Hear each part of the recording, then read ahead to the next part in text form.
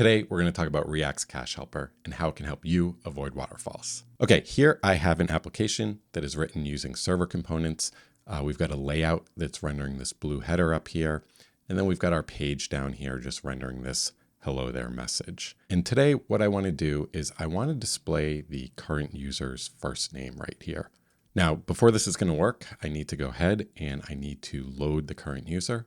And we're going to await load current user. And finally, we need to define that load current user method. So we are just going to start with something that returns name Bob. And we're going to give Bob an ID of 1. All right, our page live reloads. And we got this message that says, hello, Bob. Now, we are just simulating a data load with this load current user method. Let's go ahead and let's have it await a new promise.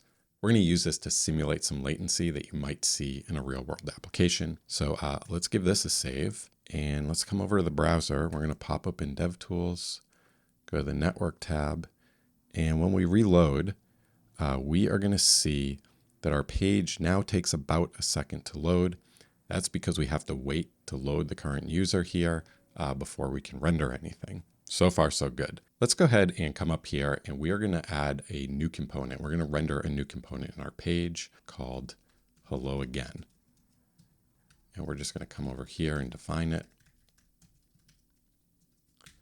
And hello again is going to fetch the current user again, and it is going to render a message that says, hi again, current user.firstname. So if we save this, we're going to see our hi again Bob message show up. And if we reload the page, we can now see that the page takes 2 seconds to load.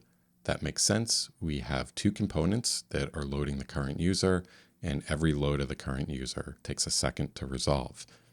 Actually, you know what we're going to do? We're going to come over here and we're just going to add a console.log that says loading the current user. And if we save this and we pop open our console, you can see that we are going to get 2 console logs for loading the current user. So every time we call load current user, we slow our page down by a second. We're going to look at how React's cache function can help speed up our page. So let's go ahead and let's just comment out our load current user function, and we are going to redefine it down here. We're going to create a new variable called load current user, and we are going to use cache. Now, cache is an import that comes directly from React. So we're going to go ahead and get that imported. And the way the cache works is cache takes a function. So we're going to pass in an async function, and this function is just going to load our current user. So we're just going to use Copilot to autocomplete this. You see we get the exact same function that we had defined before, but this time it's wrapped in React cache. And now if we save this file, you're going to see that our page live reloaded down here, but we only see one call to loading the current user. In fact, let's just come over here and manually refresh the page. You can see the page takes 1 second. And again, there's only one call to loading the current user. This is what React's cache function does. It is going to memoize any data requests that we make during render. So if we happen to make that data request multiple times, well, the first time it will run, but then any subsequent times, it's just going to return the previous value or the cached value. This is a really cool function from React that makes it so we don't have to worry about overcalling our data loading methods. Now, let's scroll up to our page component here. And you might be thinking, well, why did we need cache to solve this problem? Why didn't we just load the current user up in page? And then if hello again needs the current user, why don't we just pass it in as a prop? After all, this is React and we use props in React. If multiple components need the same data, you hoist it up to the highest component, and then you just pass that data down to all the components that need it. But there's a few situations where passing props doesn't really work that well. So let me show you what I mean. We are going to pop open our layout. And our layout over here renders this blue header. And right here, we can see this is where the header is rendered. And we are going to add a new div. And we're going to say hello name. And we want to use this space to display the current user's name. So let's go ahead and let's do what we did before.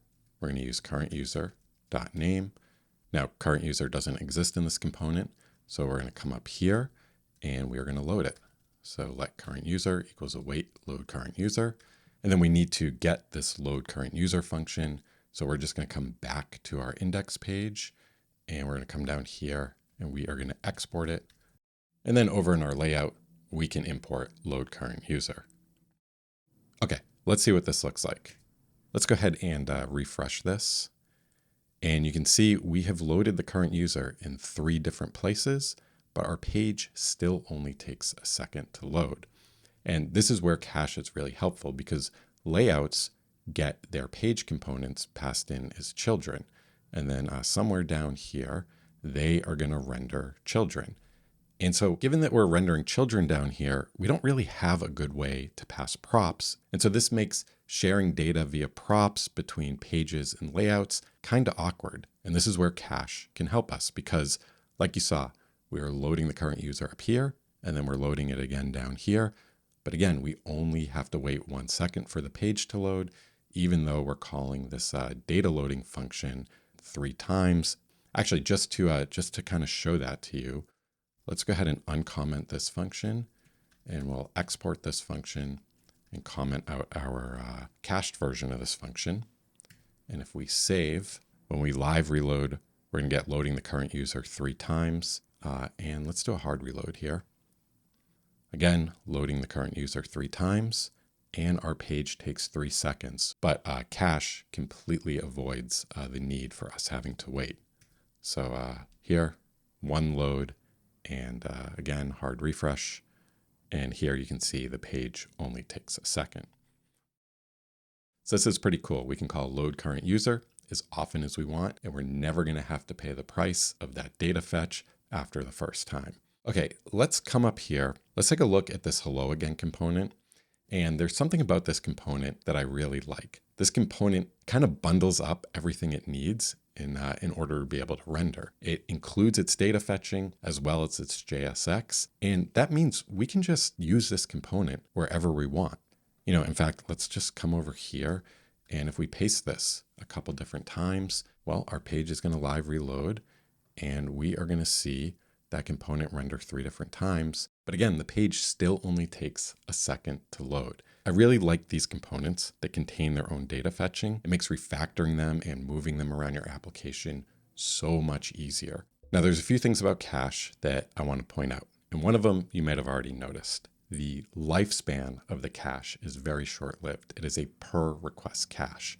So every time I reload the browser, every time I do a live reload, the cache is going to be reset and we're going to get a new cache. So you'll notice, come over here, do a refresh, and we're still going to load the current user.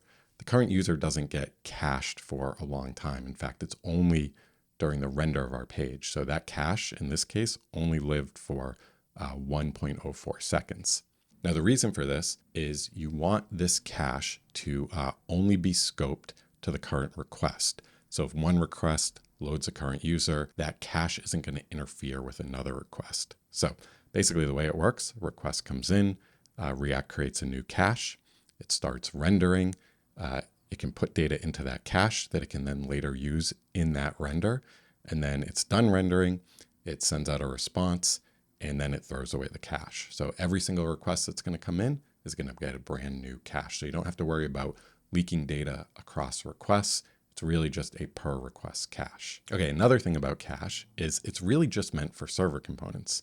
Now, you can use this cache function inside of a client component, but it won't do anything. In client-side React, cache is just going to take a function and return that function. It's not going to memoize its result.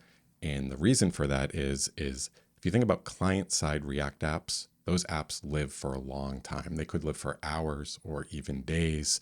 And when you have a cache that lives that long, it's kind of harder to manage. You now have to deal with things like invalidation and kind of insight into that cache.